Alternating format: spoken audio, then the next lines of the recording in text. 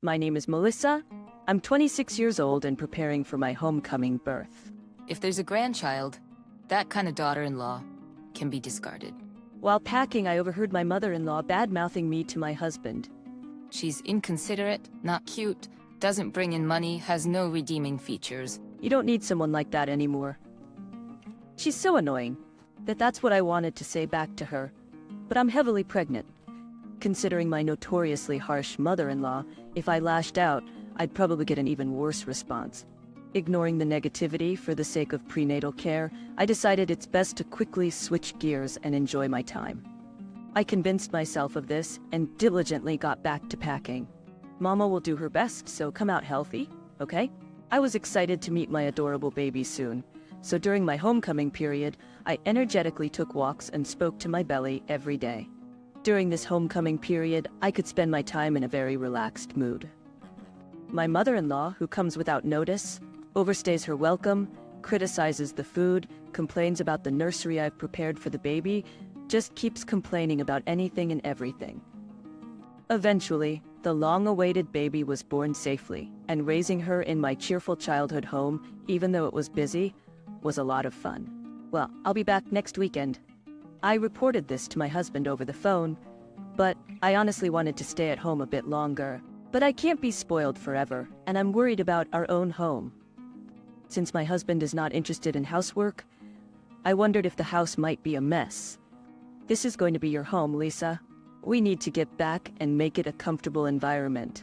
As she filled her belly and slept peacefully in my arms, I smiled back at my child. I'm back. Brian? I had a lot of luggage, and I pressed the doorbell hoping someone would open it for me, but there was no response. So I had no choice but to struggle to unlock the door and enter the house, but there was no sign of anyone.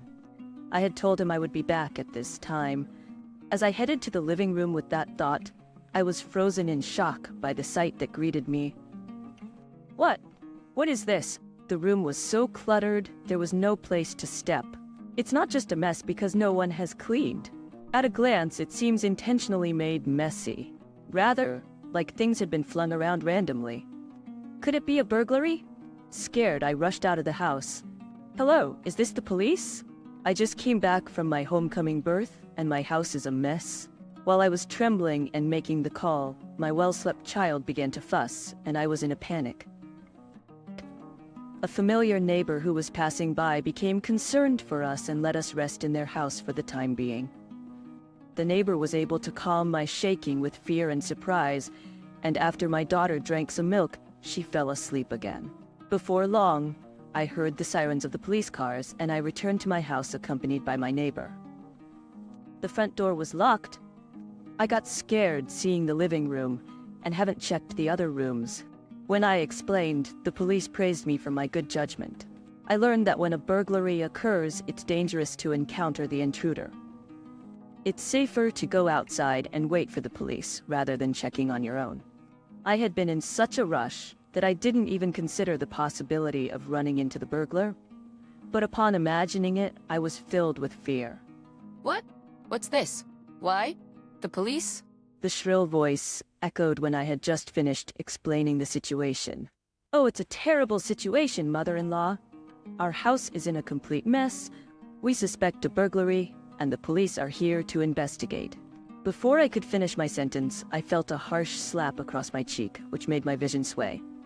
Amidst the commotion of the neighbors and police, I instinctively held my stinging cheek while my mother-in-law, her face flaming red, shouted loudly, "You shameless woman!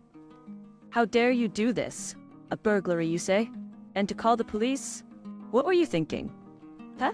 I was stunned, unable to comprehend the fury of my mother-in-law, coupled with the throbbing pain in my cheek. Really? You're so irresponsible. You might be home for childbirth or whatever, but you left my dear Brian alone and went back to your parents' house. You're nothing more than useless if you're not home doing housework. And what's more, the moment you return, you create a police commotion. You're indeed an outstanding wife. Despite everyone around explaining that it wasn't my fault, she wouldn't listen. I was trying to get my head around it when a thought struck me. Even though we may have been burgled, you're not concerned about any losses? And besides, it's the first time you're seeing your grandchild, yet you don't seem interested. Why? Everyone around me nodded in agreement with my words. That's because it's not time for that. How dare you blame me without even apologizing?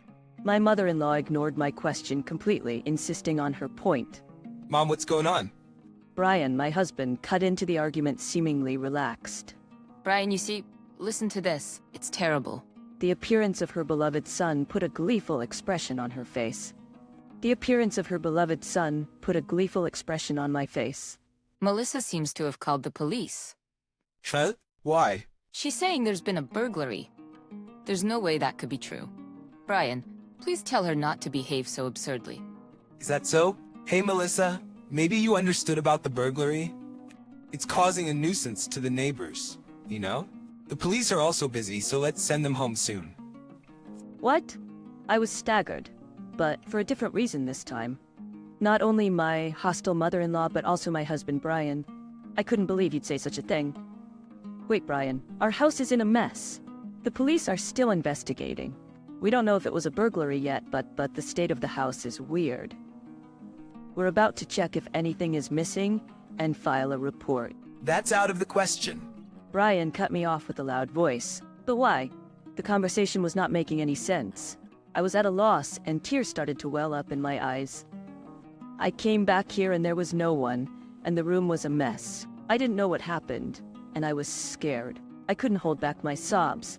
A neighbor was comforting me, and their warmth made me cry even more. Yet both my mother-in-law and husband in front of me seemed annoyed and simply stared at me. Why won't you understand? My heartache seemed to have reached my daughter, who was asleep, as she started crying too. This only irritated my mother-in-law and husband even more. With the kindness of the neighbors and the concerned look of the police, I ended up staying over at a neighbor's house that night.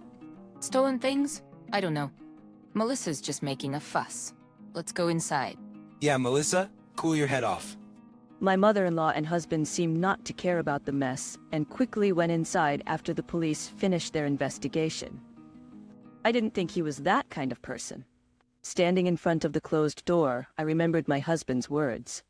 My mom still thinks I'm a kid, and it's super annoying. I generally go along with her just to avoid conflict, but it's really a bother. Even though he used to say such things. However, I couldn't just stand there forever. After apologizing over and over, I ended up spending the night at my neighbor's house. Mom has to be strong. I'll do my best. To my daughter, who was finally falling asleep despite being fussy, I said this. The next day, when I headed home, my mother-in-law and husband were there. Did you actually sleep here? Even with everything in such a state? The living room was somewhat cleared for them to sit, but it looked no different from the day before. I had checked the other rooms with the police, and it seemed as if stuff had been dumped out of the storage in all of them. The site was the same everywhere. Despite constantly complaining about my cleaning, my mother-in-law had actually stayed in the house in that state. And she hadn't started cleaning or anything, she just sat there looking grumpy. What do you mean, did you actually? I felt sorry for Brian, who was left by his wife, so I couldn't go home.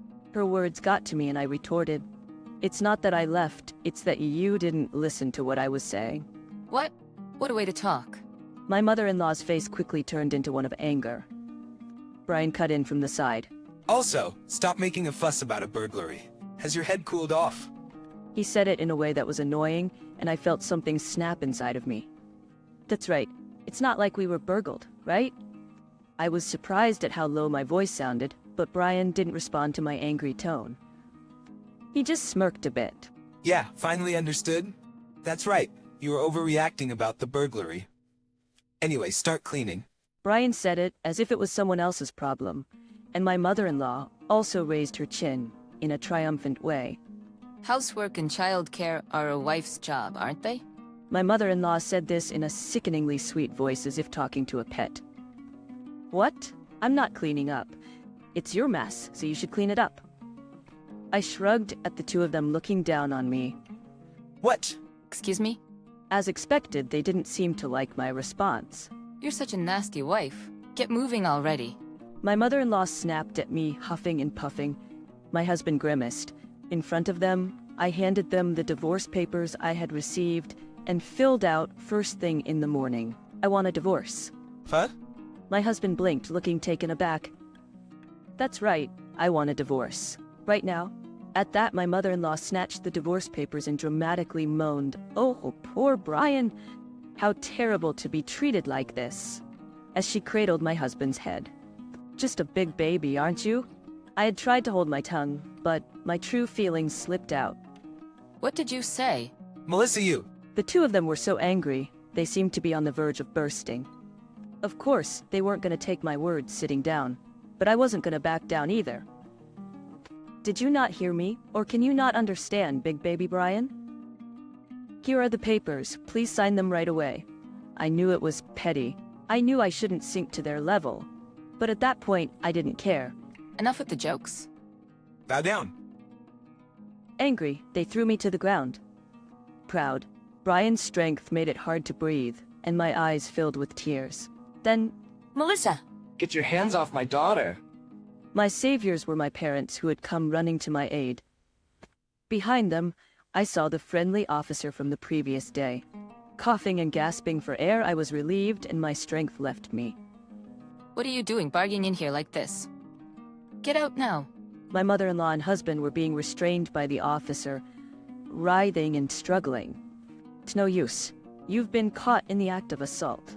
With help from my father, I stood up and said with a smile to the two struggling people, "Actually, I only asked the officer to come and check on the situation from yesterday. I never imagined you'd assault me." What the hell is going on?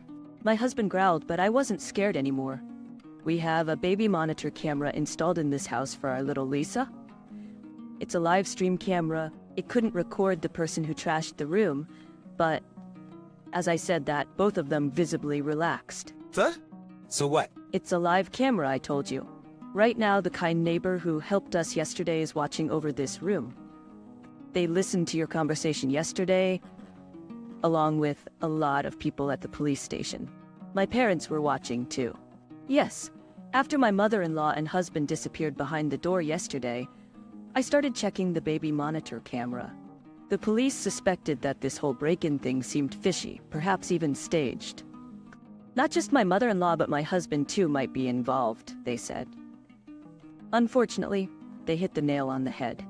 Before I got home, you two messed up the room on purpose, then came back pretending to be surprised, trying to blame me. You were planning to get an apology payment from my parents by saying they couldn't stand a daughter-in-law who would do something so unbelievable. You guys didn't need a daughter-in-law because the baby wasn't a boy.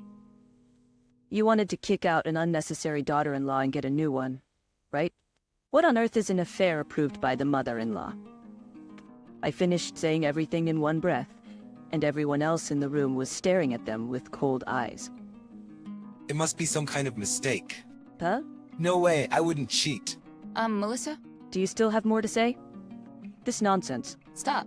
My mother-in-law, who for a moment forgot her position and started to get angry, was not forgiven by those around her.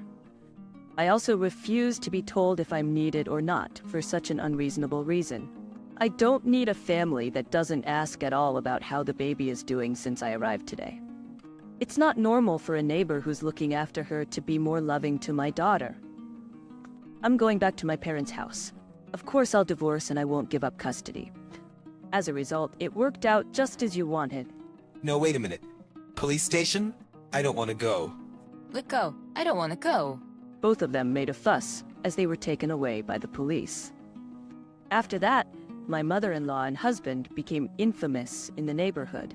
Of course, it's a bad reputation. They tried to improve it by giving me a divorce settlement, but no good rumors spread at all. Well, of course, no matter how loudly they say, "We paid it," no one would believe it. I went back to my parents' house, and I'm raising my daughter with them. I found a job through an acquaintance's introduction. Honestly, I'm not without worries. And it's hard, but when I look at my daughter's face, I feel like I can do my best. I'll work hard to raise Lisa straight, so she doesn't resemble her father.